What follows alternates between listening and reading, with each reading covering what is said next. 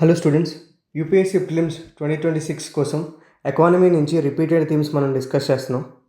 So ఆ series of వీడియోస్లో ఎకానమీలో ఫైనాన్షియల్ మార్కెట్స్లో మేజర్గా మనం మనీ మార్కెట్ గురించి డిస్కస్ చేస్తున్నాం.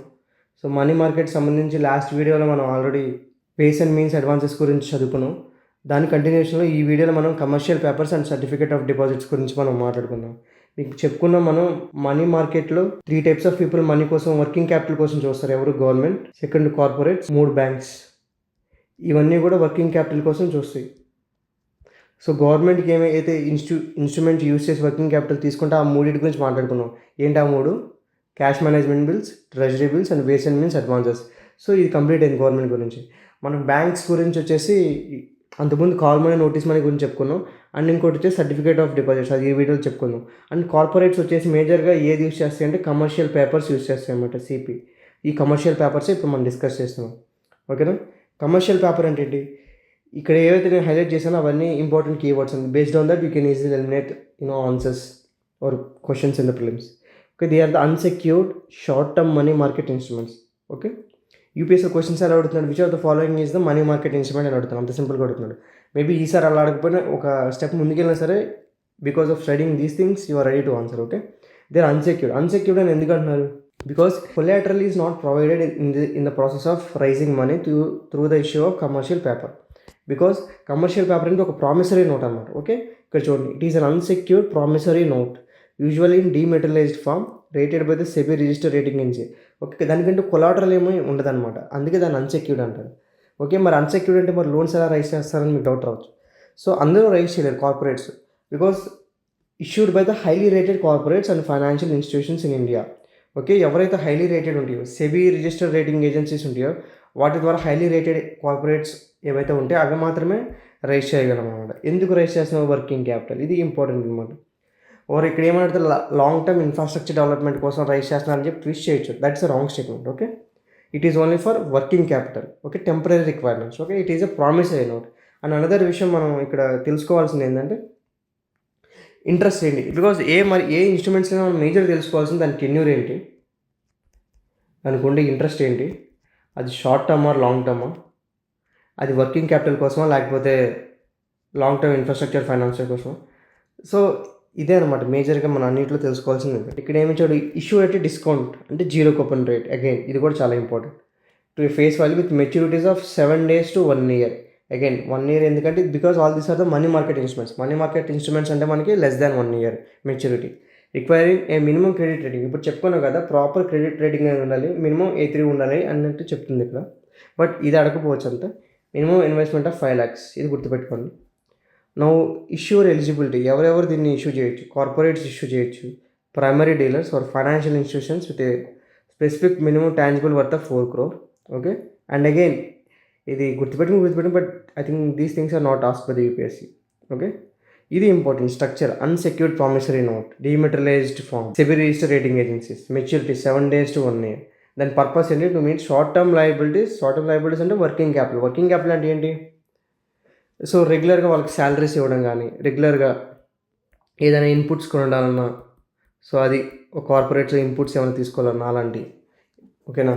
అంటే రా మెటీరియల్స్ కానీ అలాంటివి. ఇప్పుడు వీళ్ళు రైజ్ చేస్తారు, ఎక్కడెక్కడి నుంచి రైజ్ చేయొచ్చు? ఇండివిజువల్స్ దగ్గర నుంచి, బ్యాంకింగ్ కంపెనీస్ దగ్గర నుంచి చేయొచ్చు, అండ్ అదర్ కార్పొరేట్ బాడీస్ నుంచి, ఎన్ఆర్ఐస్ నుంచి, ఫారిన్ ఇన్స్టిట్యూషనల్ ఇన్వెస్టర్స్ కూడా చేయొచ్చు. ఎవరు రెగ్యులేట్ చేస్తున్నారంటే ఆర్బీఐ. సో జనరల్గా కమర్షియల్ పేపర్స్ గురించి అండ్ సర్టిఫికేట్ ఆఫ్ డిపాజిట్స్ గురించి అండ్ స్టూడెంట్స్ కన్ఫ్యూజ్ అవుతారు. You have to know that మేజర్గా, అంటే అగైన్ ఇక్కడెక్కడ కూడా లాలో అలా చేయలేదు డిఫరెన్షియేషన్, బట్ మేజర్గా వచ్చేసి commercial papers are issued by the corporates and certificate of deposits are issued by the banks or financial institutions. Okay, ఈ డిఫరెన్స్ మీరు మేజర్ తెలుసుకోండి. ఇందాక మనం చెప్పుకున్నాం ఎందుకు అన్సెక్యూర్డ్ అంటే because these are not backed by the collateral. Only companies with high credit ratings can issue them. Okay, collateral లేకుండా మరి ఎందుకు ఇస్తున్నారంటే high credit ratings. For example ఇక్కడ ఎవరన్నా లెట్స్ ఎగ్జాంపుల్ చెప్తున్నా, ఏ టాటా లాంటి ఒక పెద్ద కంపెనీ ఉందనుకో, టాటా, ఇన్ఫోసిస్, ఇవన్నీ ఏమంటే బికాస్ దే హ్యావ్ లెగసీస్ అనమాట. సో చాలా ట్రస్ట్ ఉంటుంది కాబట్టి, అలాంటి వాటి హై రేటింగ్స్ ఉంటుంది కాబట్టి ఆటోమేటిక్గా they can raise money for short term requirements. Okay, discounted చెప్పాను కదా, interest rate discounted, issued at discounted and redeemed at face value. చాలా ఇన్స్ట్రుమెంట్స్కి ఇంతకుముందు కూడా మనం చదువుకున్నాం. ఇంతకుముందు దేనికి చదువుకున్నాం ఇలా మనం? టీ బిల్స్ గురించి అండ్ క్యాష్ మేనేజ్మెంట్ బిల్స్ గురించి కూడా మనం చదువుకున్నాం. They are issued at discount and redeemed at face value అని చెప్పి. Okay, same here also. And companies that default on repayment are barred from the CP market for 6 months. Okay, ఎందుకంటే unsecured కాబట్టి ఇలాంటి situation వచ్చే అవకాశం ఉంటుంది. And banks are not allowed to underwrite CP issues. I think you know need to remember this. ఇవి గుర్తుంటే చాలా మంది కమర్షియల్ పేపర్ మేజర్గా కార్పొరేట్స్ ఇష్యూ చేస్తాయి 7 days to 1 year maturity and discounted rate దగ్గర ఇష్యూ చేస్తారు, అంటే జీరో కూపన్ రేట్ అని అర్థం. ఓకేనా, హై క్రెడిట్ రేటింగ్ ఉండాలి, అన్సెక్యూర్డ్ లోన్స్ అంటే కొలాటరల్ ఉండవు. ఇవి మీరు గుర్తుపెట్టుకుంటే చాలా ఇంపార్టెంట్ అనమాట, more than enough. Okay, and money market instruments last one వచ్చేసి ఇప్పుడు మనం డిస్కస్ చేసినది సర్టిఫికేట్ ఆఫ్ డిపాజిట్స్ అనమాట. ఓకే, సర్టిఫికేట్ ఆఫ్ డిపాజిట్స్ ఇందా మనం చెప్పుకున్నాం. మనీ మార్కెట్లో government, same corporates and banks or financial institutions. So ఇప్పుడు ఫైనాన్షియల్ ఇన్స్టిట్యూషన్స్ ఏది యూస్ చేస్తాయి అంటే ఒక 2 ఇన్స్ట్రుమెంట్స్ మనం చదువుకుంటున్నాం ఇక్కడ.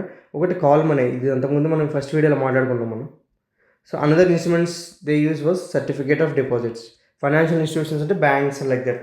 ఓకేనా, సర్టిఫికేట్ ఆఫ్ డిపాజిట్ అనేది they are unsecured short term money market. Unsecured అంటే they are not backed by the collateral, అందుకే they are unsecured short term money market instrument. ఎవరు ఇష్యూ చేస్తారు? Scheduled commercial banks and selected financial institutions. Okay, and it is safe and fixed income investment available in dematerialised form. Okay, and ఇది safe and fixed income investment అని ఎందుకు అంటున్నారు? Because once ఇది దీని ద్వారా rise చేసిన తర్వాత ఇంట్రెస్ట్ అనేది ఎంతో కొంత రెగ్యులర్గా పే చేస్తూనే ఉండాలన్నమాట ఎవరైతే దీనిలో ఇన్వెస్ట్ చేస్తారో వాళ్ళకి. అందుకే ఇది ఒక ఫిక్స్డ్ ఇన్కమ్ ఇన్వెస్ట్మెంట్ అని చెప్పి అంటూ ఉంటారు. అండ్ సేమ్ ఇది కూడా 7 days to 1 year maturity period. Okay, ఎవరు రెగ్యులేటర్ అంటే ఇష్యూడ్ అనేది ఆర్బీఐ గైడ్లైన్స్. మినిమం అమౌంట్ వచ్చేసి 1 lakh. Okay, multiples of 1 lakh. And there is no official lock in period but premature buyback is allowed after 7 days. Unsecured liability of the issuer. Okay, దీనికి ఎవరెవరు eligible అంటే ఇది buy చేయడానికి individuals, corporates, companies, funds, actions, associations and NRIs. వీళ్ళందరూ ఏంటంటే banks issue చేస్తాయి, but అది ఎవరు తీసుకుంటారో ఎవరైనా తీసుకొచ్చారనమాట. ఎలిజిబిలిటీ అనేది అంత గుర్తుపెట్టుకోవాల్సిన అవసరం లేదు, యూపీఎస్సీ అడగకపోవచ్చు because mostly every one is eligible. Okay, ఇది ఫిక్స్డ్ డిపాజిట్స్కి డిఫరెన్స్ ఏంటి సర్టిఫికేట్ ఆఫ్ డిపాజిట్స్కి? Because certificate of deposits are negotiable and high value, versus fixed deposits non transferable. అంటే ఫిక్స్డ్ డిపాజిట్స్ అంటే they are not transferable to anyone అనమాట. ఓకేనా, so that's the main difference. అండ్ బ్యాంక్స్కి ఎందుకు అవసరం వస్తుంది? To manage the liquidity constraints when credit demand outpaced. అంటే ఏంటంటే ఫర్ ఎగ్జాంపుల్ వాళ్ళ దగ్గర ఉన్న డిపాజిట్స్ కన్నా ఎక్కువ డిమాండ్ వచ్చిందంటే డిమాండ్స్ కన్నా సరే క్రెడిట్ అనేది ఎక్కువ ఉందనుకో. సో క్రెడిట్ ఎక్కువ ఉన్నప్పుడు మరి ఎక్కడి నుంచి తీసుకొచ్చిస్తారు ఇమీడియట్గా. సో ఇమీడియట్గా అలాంటిప్పుడు ఏమైందంటే ఈ సర్టిఫికేట్ ఆఫ్ డిపాజిట్స్ అనేవి కొన్ని యూజ్ చేసి ఇలాంటి ఇమీడియట్ రిక్వైర్మెంట్స్ కోసం లిక్విడిటీ కన్సర్న్స్ అని ఓవర్కమ్ చేస్తారన్నమాట. Okay, and this have higher returns compare to the savings accounts. Okay, so ఇది సర్టిఫికేట్ ఆఫ్ డిపాజిట్స్. మేజర్గా ఏం నేర్చుకోవాలి? Unsecured, fixed income investment, 7 days to 1 year, multiples of 1 lakh, no lock in period, they are different from fixed deposits, so higher returns. So మేజర్గా ఇవి గుర్తుపెట్టుకుంటే చాలు. మేజర్గా ఇవి బ్యాంక్స్ యూస్ చేస్తాను. So that's all in this video. Next వీడియోలో మనం capital markets గురించి మాట్లాడుకుందాం. Thank you.